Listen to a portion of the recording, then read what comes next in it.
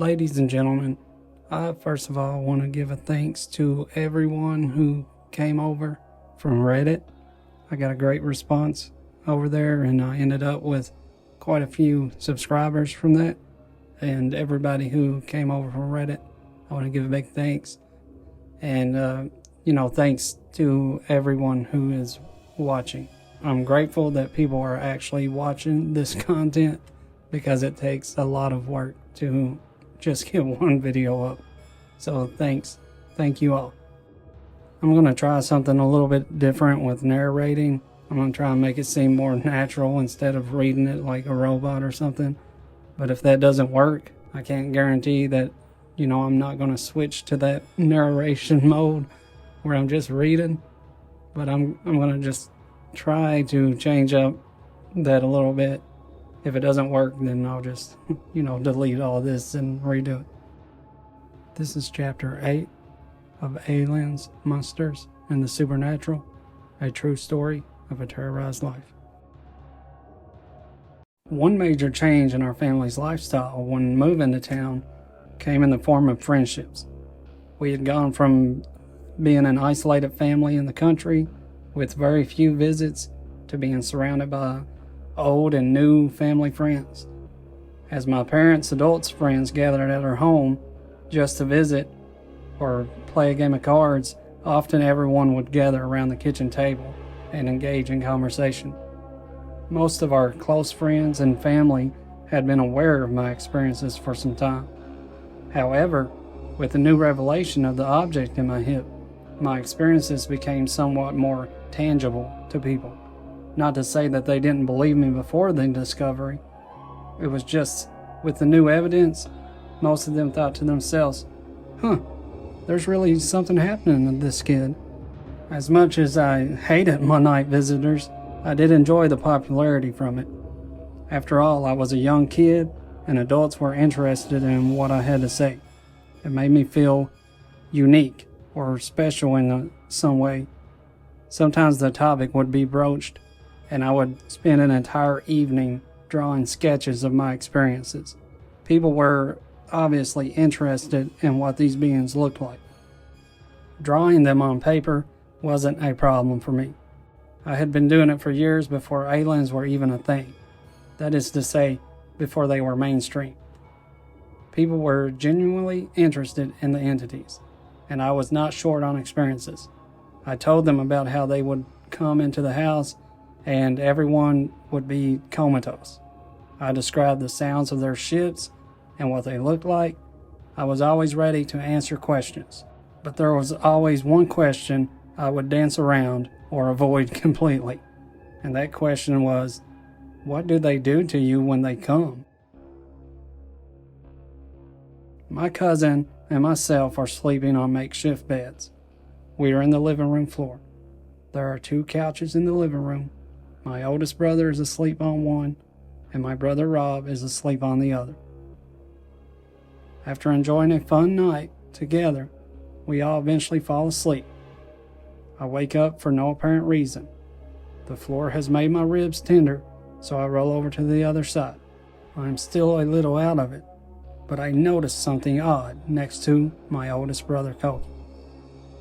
The room is generously lit from the hallway, but half of the room is cast in shadow, caused by a solid railing of the stairs. I lay on the floor, covered in light. My brother Koki is in the shadows on the couch. I hear an odd sound. It's a zinging sound of steel rubbing together, kind of like how 2 swords would cling if they came together. I slowly pull my cover up over my nose. My eyes have not adjusted yet. I can tell something looks out of place, but I can't make it out. I blink my eyes a few times and focus. I am confused by what I am seeing. My brother is fully lying across the couch, but it looks like he is also setting up at the end. I hear the metallic scraping sound again. This time there is movement with it. I finally make out the jumbled up mess on the couch. The metal clings are coming from 2 silver rods. each one about a foot long. The rods are cylindrical. The hall light glares off them as they move. The rods are being moved by 2 arms above my brother's head. I can make out the brown alien now. The alien's body is leaned over the arm of the couch, with its face above my brother's head. The rods move again, and I am truly disturbed by what I am witnessing. My breathing becomes almost labored. I may be hyperventilating. I'm not sure. I focus on my brother's head. Am I really seeing this right now? I ask myself. The alien moves the silver rods around like chopsticks. I hear a squishing sound as I watch the rods digging around in my brother's open head. The top of his skull is raised over to the side, like a rain exhaust cap. His scalp is peeled back like a banana. I am absolutely scared beyond reason. Before I can scream in panic, a thought enters my mind. What if I cause a commotion and they disappear, leaving my brother cut open like this? I muster every bit of courage I have. I try to be quiet and still as possible. I decide to ride this out. I know that they do stuff like this and have the means to fix it. They leave light scars that are gone by morning. As I watch the son of a bitch dig through my brother's brain, my fear turns to rage. I start to wonder, are they letting me have full control of my body just to taunt me? I feel like they have found a new way to torture me by holding my family in peril and forcing me to watch. I look at my brother's face. He looks peaceful. His chest is rising and falling naturally. The alien seems to be in his element. He is just focused on the task at hand. You cannot tell by the creature's demeanor that he is invading someone's home. He seems very curious about his findings, squinting his giant black eyes as he leans in closer to my brother's brain. After a moment of watching the alien's hands moving around methodically, I notice he is changing instruments out of thin air. I watch him put a rod above his head. The rod seems to disappear, leaving a slice of blue light behind it. The alien reaches into the slice of blue light and pulls out a small, black, rectangular box. The little rectangular cube is just a few inches long. The alien moves the device along my brother's head. Tiny red boxes of lights appear on the device. The lights start to randomly flash. The device lets out a series of faint beeps, and then a long, drawn-out beep, before finally shutting off. The alien sticks the black box back into the torn fabric of space. He also sticks the other silver rod into the gash of blue light. The alien then starts reassembling my brother's skull. He reaches back above him, and the slice of blue light reappears. He sticks his right hand back inside. I notice his 3 skinny fingers look like they are the same length. He has 3 long fingers and a thumb. His thumb is not much shorter than his fingers, and is just as skinny. The alien's hand slides back out, reappearing from the blue slice in the air. A flat, silver instrument follows his hand out. It seems about a foot long in the alien's hand. The instrument is about an inch wide, with rounded edges. Aside from the little black box, all of the instruments the alien has used have been solid and metallic. No buttons or high-tech add-ons. The alien holds one end of the instrument close to my brother's skull. With his left hand, he applies pressure to the flap of the skull on my brother's head. With his right hand, he traces around the rough circle of the skull flap. I hear an electrical surge come from the instrument, or it could be coming from the bone. After the alien seals Koki's skull, he taps the area with his finger. After appearing satisfied with the seal, he grabs my brother's peeled back scalp. He is not gentle at all. The bastard jerks at my brother's scalp and hair with the same pissed off expression as usual. I feel an overwhelming overload of rage. He's almost done, I think to myself, biding my time until he has finished his twisted experiment. Once the Brown has Koki's scalp pulled together where he wants it, he flips the instrument around and holds the opposite end inside of the wound.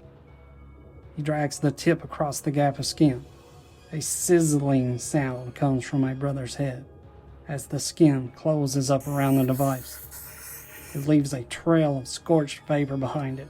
With my brother's head finally closed back up, the Brown shoves his tools back into the blue gap of air. The creature appears to poke my brother's arm with something. My brother wipes his hand at the area and rolls over. Seeing my brother is fine, I immediately throw my covers back and jump to my feet. The alien jerks his head in my direction. He is looking straight at me. All the rage and courage I had built up to charge this bastard washed away in an instant. I now stand frozen in fear. I hear the word coward, and deep evil laughter fills my ears. I don't know where the word or the laughter is coming from. I see the alien slip for a mouth, almost smile as he takes a step back.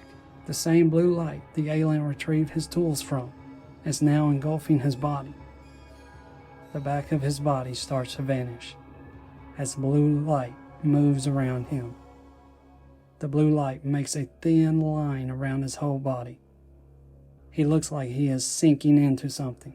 Most of his body has disappeared. The light is moving up his torso and starts closing in around his head. Just before his face is taken by the light, he shoots me a malicious smirk. The moment he is gone, I run the few steps to my brother.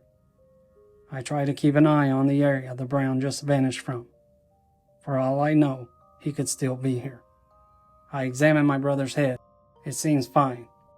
I give him a shake. "Koki," I say. He looks back at me over his shoulder. "What?" I think fast.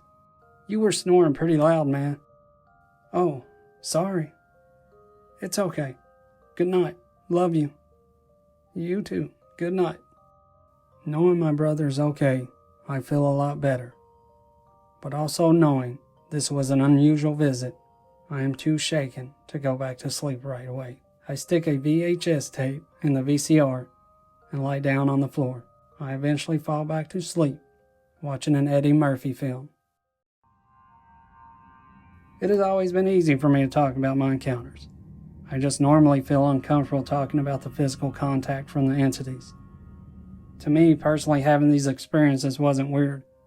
But to have someone look at me and think I might have been injected with some strange disease or contagion, I just wasn't having it.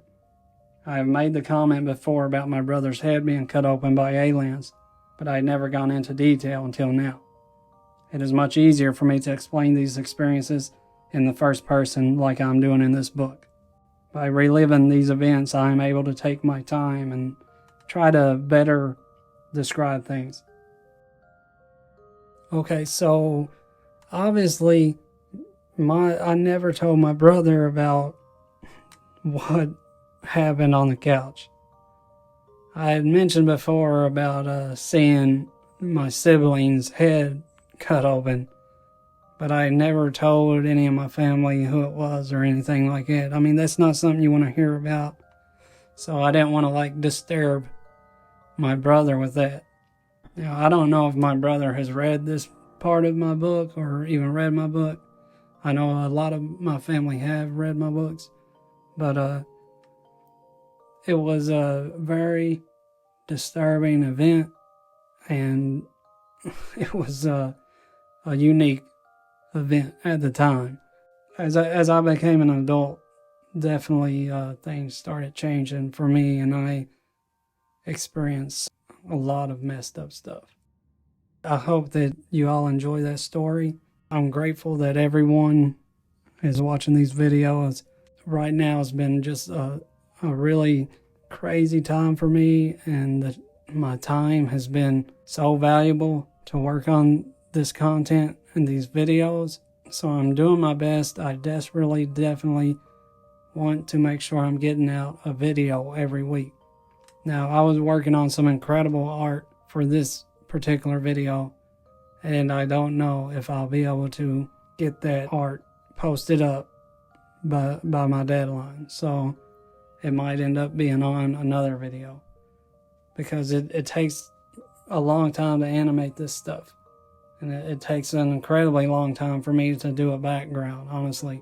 I'm trying to do my best. I'm grateful for everyone who's watching this. I want to thank everybody again. Thank you so much for listening.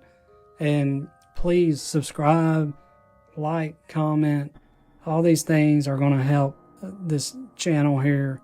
Obviously, I've got so much to share. Basically, this has become a second full-time job for me. I'm working all day, and then I'm coming home, working all afternoon up until it's time to go to sleep. And then I go to sleep and go to work. And then on the weekend, I work all weekend. And I usually have about 3 or 4 hours of free time a week. Because once I get a video posted, it's not really free time, because then I'll grab my book and start reading the next chapter to get it in my head, so I can start planning on what kind of drawings I'm going to do and things. But thank you all so much for listening. I'm really grateful. Thank you for listening to MacNcreeps. This is the story, Aliens, Monsters, and the Supernatural, a true story of a terrorized life.